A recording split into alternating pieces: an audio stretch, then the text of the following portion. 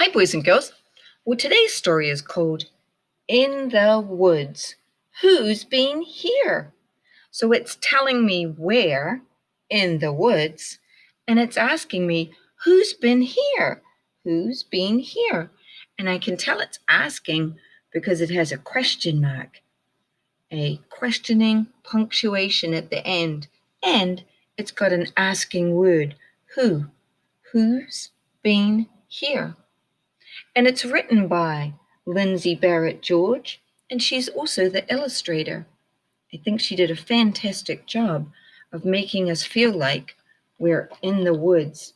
When you open up the front and back cover, we've got a woodland scene.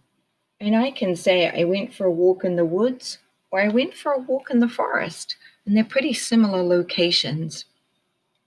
I can tell that we've got two people and a dog who are going for a walk in the woods. We're going to have to use our observing eyes and our scientific brains to try and figure out who's been here in the woods. Pay attention to the clues. It is cool and sunny on this autumn afternoon. We know that autumn is the scientific word for fall. The smell of sweet fern is everywhere. William, do you want to go for a walk? Asked Cammy. Sure, says William. Let's go. So off they go. I recognize that. Yes, it was on the cover. Good observation. You are paying attention. The children follow a well-worn path into the woods. They walk under an old cherry tree. They see an empty nest. Who's been here? What kind of bird makes a hanging nest in a tree? Does anybody know? A northern oriole. And that is the Maryland state bird, is the Baltimore oriole. We can see its orange and black colors, very bright. Let's go to the next one. Cammy and William come to a big rock. A tree has split it apart, and a flat stone juts out of the tree. Who's been here? I can see that there's something on the flat stone that juts out of the big tall tree. Who do you think has been here? Maybe something that lives in the tree and nibbles some food there. Nice place to sit. A red squirrel. Oh, and we've also got a chickadee in this picture too.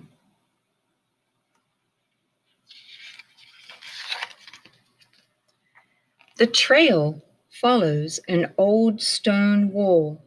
The children and their dog Sam climb over it. A clump of milkweed plants grows in the field on the other side. Something hangs from a milkweed leaf. Who's been here? Okay, scientists, I want you to reach back into your brain. We did this near the beginning of the year. Who's a friend of ours that really likes milkweed and's gotta go to Mexico? Who's been here? Who do you think? A monarch butterfly. That's right. Our friend, the monarch butterfly, uses the milkweed as part of their life cycle. We can see the caterpillar. We can see the old chrysalis shell. There's another little part of a milkweed caterpillar. Okay, scientists, here we go. Cammy and William climb over a smooth gray tree that has fallen across the trail. The bark has been gnawed off and the branches close to the ground. Who's been here? So who's been here? Who's someone that gnaws on wood? What do you think? A snowshoe hare. When they can't get to the fresh green grass and the clover that they like, they gnaw on the bark and the branches to get the nutrients they need. Cammy finds a blue feather on the trail.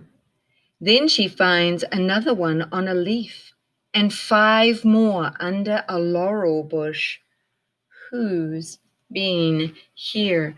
Now, there's a lot of blue feathers.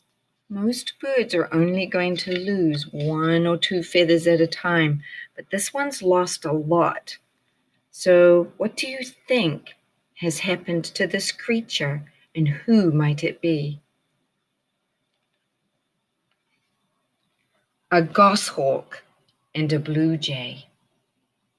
So the goshawk, who is a raptor and is the predator, has killed the blue jay as its prey so that it can eat and get its nutrients. And if it's eating another bird, then we know it's a carnivore. Good job, team.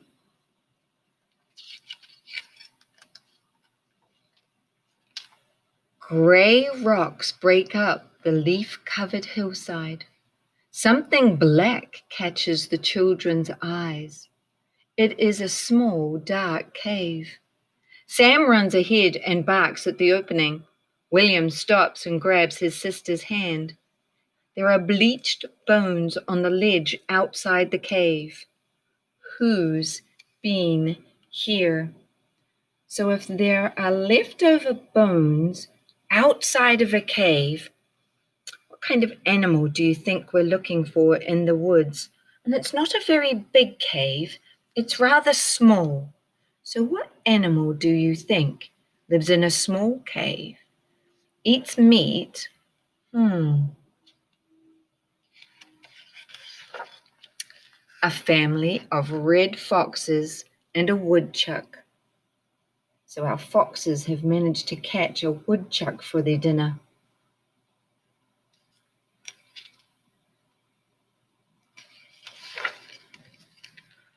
William and Cammy stop beside a large grey boulder. Something strange is stuck to the rock. Who's been here? So there's something kind of stuck under there. Little tunnels, little bits of clay almost looks like. Who likes to build things under the rocks?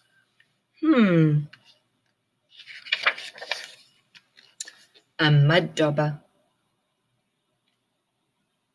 So he's built their home there where they keep their eggs safe until they hatch. An orange wood lily stands in a sunny clearing. The flower is almost as tall as Cammy. There is another stalk next to it, but the flower is gone. Who's been here? So we know someone who likes to nibble on flowers. And they're obviously very tall flowers in a field by the woods. There's a bit of a clearing. Someone's come along and nibbled it. Who do you think it might be? Animal that lives in the woods. Most likely a herbivore if it's eating flowers. A deer.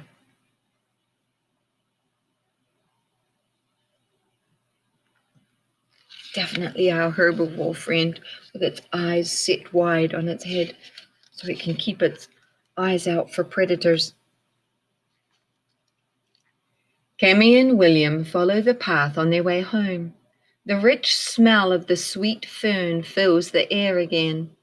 They find a basket on a blanket under an old apple tree. I wonder who's been here, William asks. But Cammy knows. Who do you see hiding behind the tree? And what kind of creature leaves a picnic blanket in a picnic basket?